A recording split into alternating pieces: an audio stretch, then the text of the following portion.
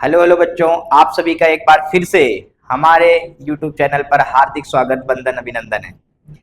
जैसा कि हम लोग क्लास 10th की science chemistry chapter number first cover कर रहे हैं, तो चैप्टर नंबर फर्स्ट में आज का बेटा टॉपिक जो होने वाला है, बहुत जोरदार टॉपिक होने वाला है। बहुत भर भर के सवाल इस टॉपिक से आते हैं। How to balance chemical equation. जो केमिकल इक्वेशन होती है बेटा, उसको कैसे बैलेंस करते हैं, आज हम ये सीखेंगे। आप थोड़ा सा समय दीजिएगा, गारंटी है कि इस वीडियो के बाद आपको केमिकल इक्वेशन को बैलेंस करने में समस्या बिल्कुल नहीं जाने वाली है। ध्यान रखेंगे, क्लास 10th कवर कर रहे हैं हम लोग। एक बात जिनको नहीं पता है मैं बता देता हूं। हम लोग chemical equation, chemical reaction and equation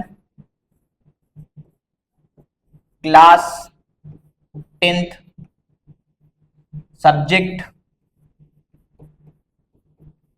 science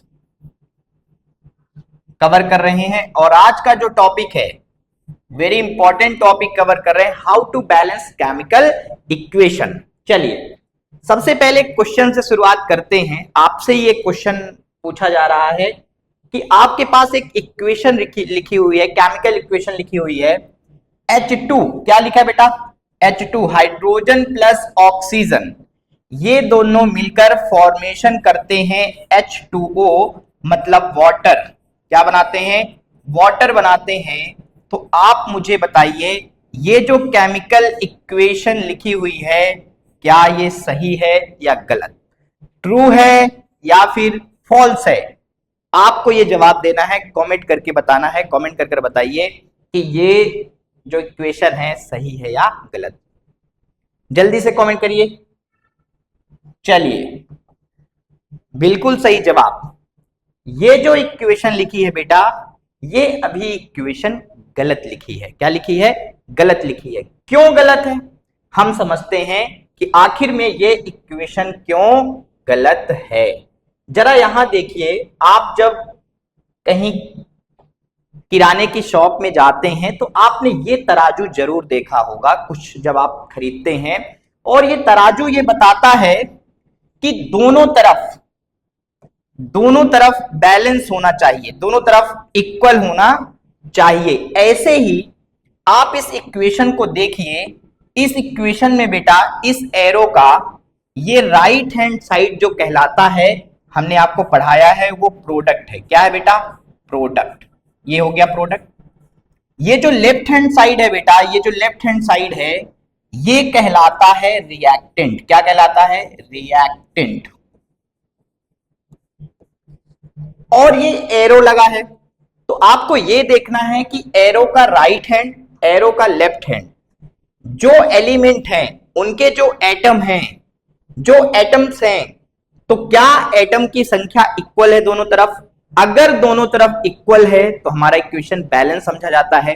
अगर दोनों तरफ इक्वल नहीं है तो हमारा इक्वेशन क्या होता है? अनबैलेंस होता है। जैसे कि यहां पे आप देखेंगे, हाइड्रोजन के कितने एटम्स हैं? 2। ऑक्सीजन के कितने एटम्स हैं? 2। लेकिन जब आप इधर देखेंगे तो यहां तो हाइड्रोजन के 2 एटम हैं, यहां भी हाइड्रोजन के कितने एटम हैं? 2 एटम। यहां सही है। लेकिन जब आप देखेंगे यहां ऑक्सीजन के बेटा 2 एटम है, लेकिन यहां ऑक्सीजन का कितना एटम है? एक ही एटम शामिल है। इसका मतलब ये जो हमारी इक्वेशन है, ये क्या है? अनबैलेंस।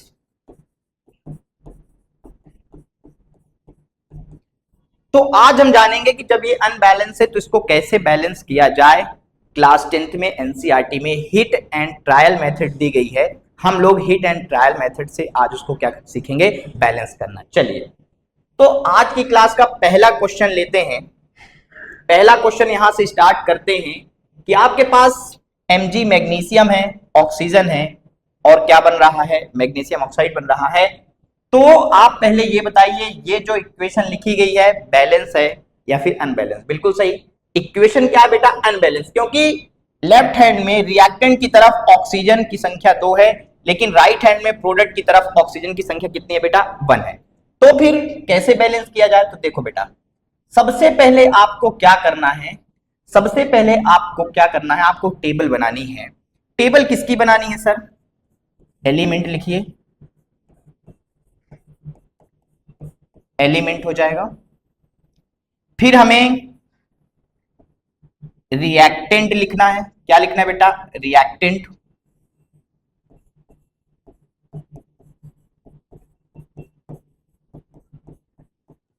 और फिर हमें लिखना है प्रोडक्ट।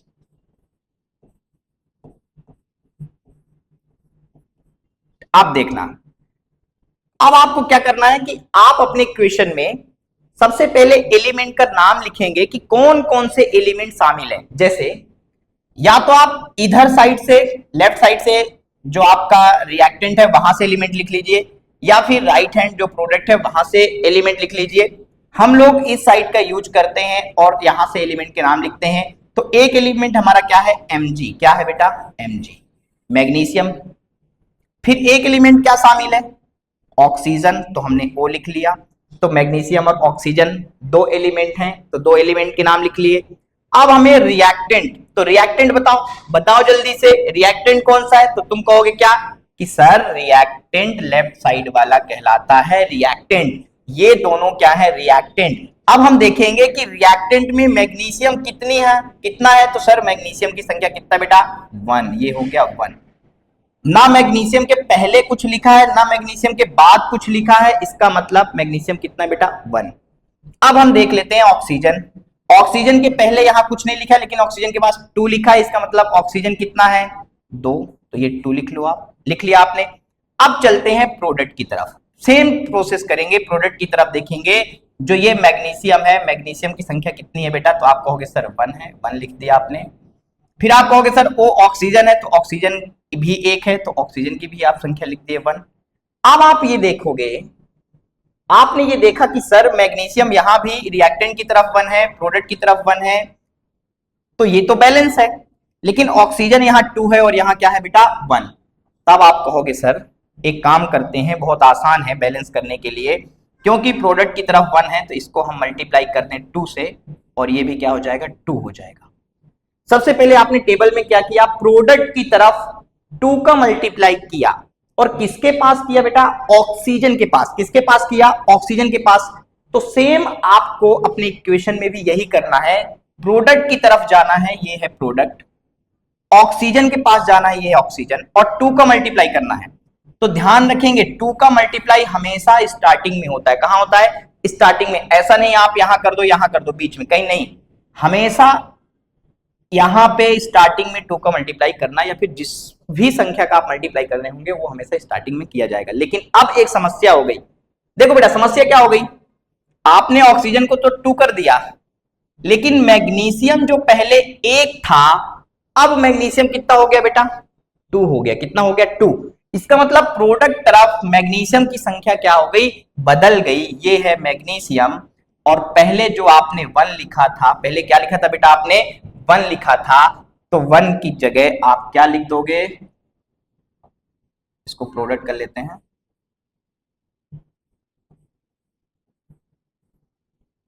अब आप लिख दोगे क्या बेटा? 2। क्या लिख दोगे? 2। ये हो गया 2। अब आपने देखा यार सर ये तो फिर से अनबैलेंस हो गया, तो कोई बात नहीं। अब आप देखिए रिएक्टेंट की तरफ 1 लिखा है, तो आप इसको 2 बना सकते हैं, मल्टीप्लाई 2 से कर दीजिए, तो ये मल्टीप्लाई 2 हो जाएगा। तो अब आपने क्या किया? रिएक्टेंट की तरफ जहां Mg लिखा है, मैग्नीशियम लिखा है, वहां आपने 2 का मल्टीप्लाई किया, ये हमारा रिएक्टेंट है। रिएक्टेंट की तरफ ये हमारा Mg है, यहां भी आपको 2 का मल्टीप्लाई करना पड़ेगा। अब आपने देखा हमारा इक्वेशन क्या हो गया? बैलेंस। नहीं समझ में आया? कोई बात नहीं, एक और एग्जांपल से समझते हैं। दूसरा एग्जांपल लेते हैं। देखो बेटा बहुत इजी एग्जांपल है, फिर आपके एनसीईआरटी के जो 4 क्वेश्चन बहुत इंपॉर्टेंट है मैं उनकी बात करूंगा। सबसे पहले इनकी बात कर लेते हैं। अब आप देखिए आपके पास एक इक्वेशन है, H2 प्लस O2 बराबर H2O। हाइड्रोजन और ऑक्सीजन मिलकर क्या बना रहे हैं? वाटर बना रहे हैं। तो आपने क्या किया सर? सबसे पहले हम लिखेंगे एलिमेंट, हमने लिख दिया एलिमेंट। फिर सर फिर हम लोग लिखेंगे रिएक्टेंट, सर रिएक्टेंट लिख दिया। फिर सर फिर हम लोग लिखेंगे प्रोडक्ट, प्रोडक्ट लिख दिया, बहुत बढ़िया, गुड। अब क्या करेंगे सर? सबसे पहले जो जो एलिमेंट शामिल है उनके नाम लिखेंगे। तो एलिमेंट एक हमारा क्या है, हाइड्रोजन, तो H लिख दिया। एक एलिमेंट ऑक्सीजन शामिल है तो O लिख दिया। फिर क्या करेंगे सर, हम देखेंगे रिएक्टेंट की तरफ हाइड्रोजन कितना है और ऑक्सीजन कितना है। तो रिएक्टेंट की तरफ हाइड्रोजन की संख्या 2 है तो 2 लिख दो, ऑक्सीजन की भी संख्या 2 है तो 2 लिख दो। अब हम चलेंगे प्रोडक्ट की तरफ। ये हमारा प्रोडक्ट है बेटा राइट हैंड साइड में, तो ये प्रोडक्ट है। यहां पे हाइड्रोजन कितना है बेटा, कहोगे 2। ऑक्सीजन कितना बेटा, ऑक्सीजन के पहले यहां चेक करना, कहां चेक करना होता है बेटा, यहां पे क्या कुछ लिखा है, नहीं। बाद में यहां चेक करना होता है क्या कुछ लिखा है, नहीं। तो फिर संख्या कितनी मानी जाती है, 1। इतना कर दिया आपने। अब देखिए हाइड्रोजन तो आपको बैलेंस दिख रहा है, लेकिन ऑक्सीजन क्या बैलेंस है, नहीं है। तो सबसे पहले हम ऑक्सीजन को बैलेंस करते हैं। सर यहां मल्टीप्लाई 2 कर दीजिए, तो ये कितना हो जाएगा बेटा, 2 हो जाएगा। अब जब आपने टेबल में ऐसा किया तो आपको इक्वेशन में जाना पड़ेगा। आप प्रोडक्ट की तरफ जाइए, प्रोडक्ट की तरफ आपने 2 का मल्टीप्लाई किया है, किस पर किया है, ऑक्सीजन पर किया है। ये प्रोडक्ट है, ये प्रोडक्ट है, आपको 2 का मल्टीप्लाई करना है ऑक्सीजन पे, तो ये 2 का मल्टीप्लाई हमेशा स्टार्टिंग में होगा। अब जब आपने स्टार्टिंग में 2 का मल्टीप्लाई कर दिया, तो क्योंकि ऑक्सीजन के साथ क्या था बेटा, हाइड्रोजन, पहले हाइड्रोजन 2 थे, लेकिन अब हाइड्रोजन कितने हो गए, 2, और 2 का मल्टीप्लाई यहां हो जाएगा, 2 2 जा 4, मतलब अब हाइड्रोजन का कितना हो गया, संख्या कितनी हो गई, 4। पहले कितनी थी, 2 थी। अब आप कहोगे सर यहां से क्या ले लेते हैं, प्रोडक्ट की तरफ 4, प्रोडक्ट की तरफ क्या हो गया बेटा 4, तो यहां लिख दो 4। अब आपने देखा कि यार हाइड्रोजन भी अनबैलेंस हो गया, क्योंकि रिएक्टेंट की तरफ 2 है और प्रोडक्ट की तरफ 4 है। तो क्या रिएक्टेंट की तरफ आप 4 बना सकते हो, बिल्कुल बना सकते हो। 2 का मल्टीप्लाई करेंगे तो ये भी क्या हो जाएगा बेटा 4। आपने रिएक्टेंट की तरफ जहां हाइड्रोजन था वहां पे आपने मल्टीप्लाई 2 किया है, तो रिएक्टेंट की तरफ यहां हाइड्रोजन है, आपने मल्टीप्लाई 2 का किया है, तो ये भी हाइड्रोजन भी कितने हो गए, इस साइड 4 हो गए, इस साइड भी हाइड्रोजन कितने हो गए, 4 हो गए। ऑक्सीजन इस साइड 2 है और यहां भी ऑक्सीजन कितने हैं, 2 है। होप आपको थोड़ा सा समझ में आया होगा। अगला एग्जांपल लेते हैं, इस एग्जांपल से समझते हैं। देखिएगा, फिर से मैं आपसे कह रहा हूं, इस एरो को ध्यान रखिएगा। ये जो एरो है, एरो का राइट साइड का जो पूरा लिखा हुआ है इसे कहते हैं प्रोडक्ट। क्या कहते हैं, प्रोडक्ट। लेफ्ट साइड जो पूरा लिखा रहता है उसे क्या कहते हैं बेटा, रिएक्टेंट। क्या कहते हैं, रिएक्टेंट।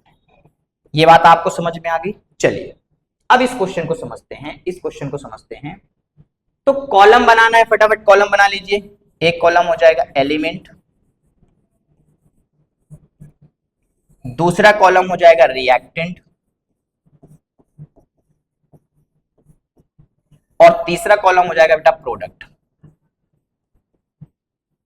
अब हम देख लेते हैं कौन कौन से एलिमेंट शामिल हैं। तो आप कहोगे सर एलिमेंट तो जेडीएन लिखा है, जिंक हो जाएगा, एक एलिमेंट हो गया। यहां पे आप देखेंगे HCl लिखा है। अब आप ये सोचो कि HCl एक ही एलिमेंट, तो ऐसा नहीं है। HCl हाइड्रोक्लोरिक अम्ल होता है, HCl में H अलग है और Cl अलग है। सर कैसे पहचानेंगे, आपको मैं एक सिंपल सी ट्रिक बता देता हूं। जैसे H क्या है, कैपिटल, उसके बाद C भी क्या है, कैपिटल, मतलब इन दोनों को अलग अलग लिखना है।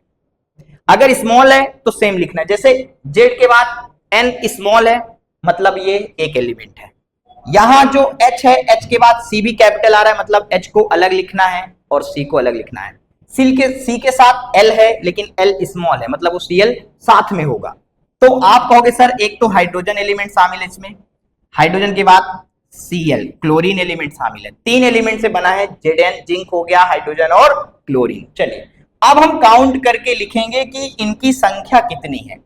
रिएक्टेंट की तरफ बेटा, जब आप रिएक्टेंट की तरफ देखोगे तो जिंक कितना है सर, 1, तो 1 लिख दो बेटा, बहुत बढ़िया। यहां पे आओ, हाइड्रोजन कितना है, 1, ना पहले कुछ है ना बाद में, 1 हो गया। ऐसे ही Cl में भी आप देखोगे पहले कुछ नहीं है बाद में कुछ नहीं, तो Cl भी क्या हो गया, 1 हो गया। प्रोडक्ट की तरफ चलते हैं, प्रोडक्ट की तरफ देखते हैं क्या हालात है। जिंक क्लोराइड, यहां Zn लिखा है, जेडीएन, जेडीएन की संख्या कितनी हो गई बेटा 1, क्योंकि ना पहले कुछ है ना बाद में। लेकिन यहां क्लोरीन देखो, क्लोरीन की संख्या कितनी है बेटा 2, तो क्लोरीन की संख्या क्या लिख दो 2। हाइड्रोजन की संख्या कितनी है 2, तो हाइड्रोजन की संख्या लिख दो 2। अब हम देखेंगे, अब हम देखेंगे इसको कैसे बैलेंस करना है। अब हम देखेंगे इसको कैसे बैलेंस करना है, तो देखते हैं। देखना, जिंक तो ऑलरेडी क्या है बेटा बैलेंस। अब हमारे पास हाइड्रोजन है और क्लोरीन है।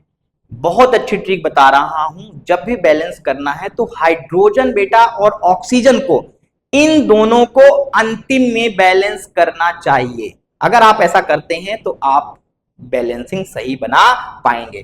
तो मैं हाइड्रोजन को बाद में देखूंगा, पहले सबसे पहले बैलेंस किसको करूंगा क्लोरीन को। तो क्लोरीन हमने देखा, प्रोडक्ट की तरफ क्लोरीन की संख्या 2 है, रिएक्टेंट की तरफ 1 है, तो मैं रिएक्टेंट की तरफ 2 का मल्टीप्लाई कर दिया। रिएक्टेंट की तरफ हमने किसका मल्टीप्लाई कर दिया बेटा 2 का। रिएक्टेंट की तरफ जब हमने 2 का मल्टीप्लाई कर दिया तो ये भी क्या हो गया 2 हो गया। जब हमने टेबल में ऐसा किया तो आपको इक्वेशन में जाके मल्टीप्लाई करना पड़ेगा। तो इक्वेशन में किस तरफ मल्टीप्लाई किया रिएक्टेंट की तरफ। कहां पे Cl जहां लिखा है, ये हमारा रिएक्टेंट है, Cl यहां लिखा है, तो तुम सोचो यहां मल्टीप्लाई होगा, नहीं, मल्टीप्लाई तो हमेशा स्टार्टिंग में ही होगा। हमने 2 का मल्टीप्लाई किया, जब हमने 2 का मल्टीप्लाई किया बेटा तो Cl के साथ हाइड्रोजन भी है। इसका मतलब टेबल अब बदल गई, क्योंकि टेबल में हाइड्रोजन पहले 1 था और अब हाइड्रोजन के पहले 2 लिखा है। इसका मतलब हाइड्रोजन कितना हो गया 2 हो गया।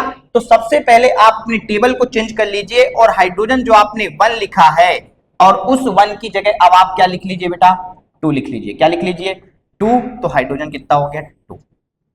चलिए आगे देख लेते हैं। अब क्योंकि आप देखिए टेबल को, ऑलरेडी हाइड्रोजन 2 हो गया, रिएक्टेंट की तरफ प्रोडक्ट की तरफ भी 2 हो गया, तो ये क्या हो गया बैलेंस। इसमें आपको इतना ही करना था। आप चेक भी कर सकते हैं, यहां चेक कर सकते हैं, जिंक 1 है, जिंक 1 है, हाइड्रोजन की संख्या 2 है, हाइड्रोजन की संख्या 2 है, Cl, Cl की संख्या 2 है, Cl की संख्या यहां भी क्या है 2। इक्वेशन क्या हो गई बैलेंस। चलिए अगले एग्जांपल से समझते हैं।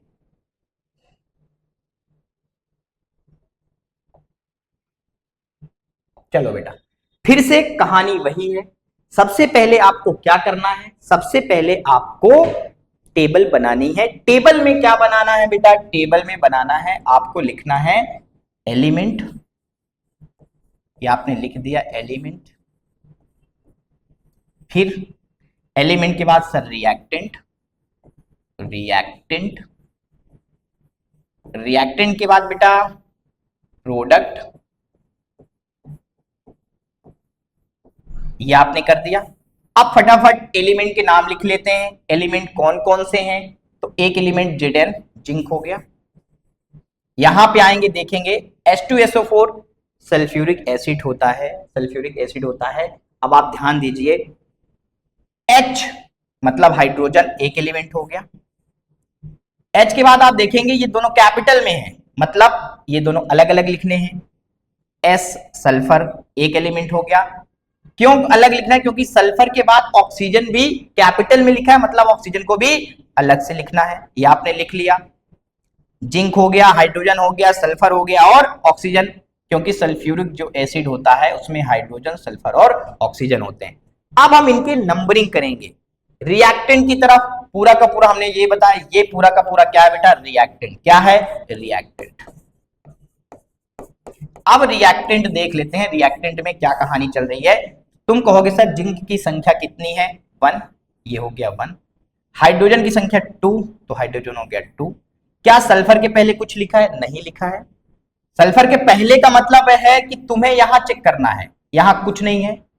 सल्फर के बाद क्या कुछ लिखा है, यहां चेक करना है कुछ है क्या, नहीं है। इसका मतलब 1 है, तो 1।